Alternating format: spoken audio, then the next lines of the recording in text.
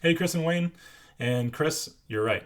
I am going to go into the Catholic teachings, the Catholic ideas behind demons, at least how they've spread it out through books like The Rite, interviews with Catholic trained demonologists and exorcists. And so I thought maybe not to beat a dead horse, but just to talk a little bit more about demons before we shift to something else. So here's what I know from my great extensive research. So one of the first things that I learned through these different interviews and readings and stuff like that is that a lot of exorcists are actually trained forensic psychologists. And so that helps them to discern whether something is just an emotional response or a mental health crisis or whatever it is going on that's not demonic related. And so I thought that was really fascinating. One is that many exorcists are trained in that field of science.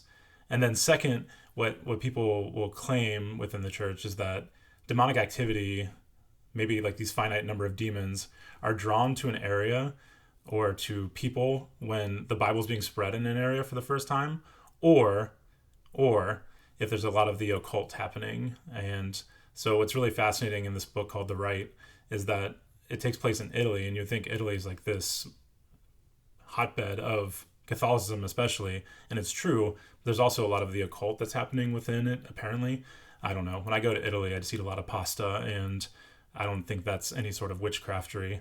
But I mean, how do they get those tomatoes and the pasta just so much better than it is in the United States? Something to think about. And like the second thing that I think is really interesting about the church's teachings, at least on exorcisms and demons and demonology and all that stuff, is that yeah, some of the stuff that you were mentioning, like weird noises and contortions and things like that, can again be easily explained away. And I think that they give a lot of training and a lot of discernment to these exorcists, these priests that do these things. Um, I just think it's really funny is that they say it's like a language that the person's not supposed to know. So imagine like somebody in Italy all of a sudden starts speaking like perfect Japanese, that having never been exposed to Japanese culture or Japanese language, or they start speaking perfect Cockney English, and like, what's what. And like, I guess maybe, like there's those stories about somebody who got hit in the head and then all of a sudden they're speaking perfect Spanish, even though they never spoke Spanish in their life. I have no idea. I'm just going to, I guess, defer to people who are actual trained exorcists as to how they can discern if something's a demon or not. And just go from there, I guess. I don't know. I've never seen a demon except for me on the basketball court. But I was going down this kind of rabbit hole of research for this class that I teach on Gothic horror, and we talk about all these different aspects of horror. But as Christians, we should talk about the supernatural. And anyways, I was researching about stuff about exorcisms and how there's like these specific rites that they follow, this process that they follow, and it's not supposed to happen really in one session like Hollywood makes it out to be. Usually it's like a long drawn out thing, but I don't know, there's something that was really fascinating in these rites is that the exorcist has to be ordained and given permission by a bishop to do this kind of work in an area, but the only time they're allowed to really address the demon specifically and interact with it is to ask its name. And I don't know, I think that's just a really interesting, funny part of the process of exorcisms is to only be able to talk to the demon just to ascertain what its name is. And in the Bible, there's actually a list of demons' names that are used throughout the Bible. And, the common ones like Lucifer and Beelzebub, and there's Mammon and what was the other one? Oh, Legion. But then there's also another one that I thought was really funny. It was Lilith. So I got to thinking, if there's a finite number of demons, like you said, what if they each have names? And what if some of the names are not as threatening as you would expect them to be? So I came up with some names that maybe these demons would have. And to me, it feels like a Key and Peele sketch, the one with the football one where they're all introducing themselves before the game and where they went to school.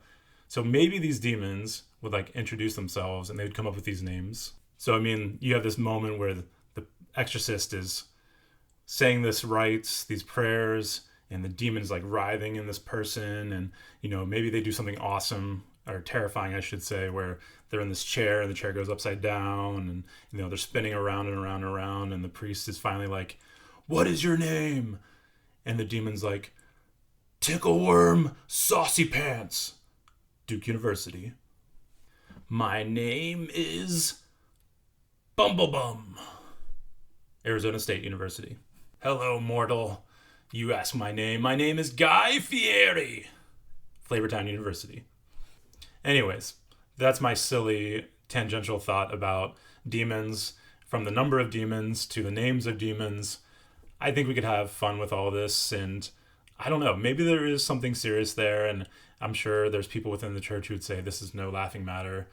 But maybe that's one way, if there is an actual devil and there are actual demons, is to kind of scoff at them, scoff at their limited powers, scoff at their limited numbers, scoff at their names, because, you know, if we truly believe that there's only one name that's worth anything, and that's Jesus, then maybe mocking demons is the way to offset them, to eliminate their power if they have more than what we expect.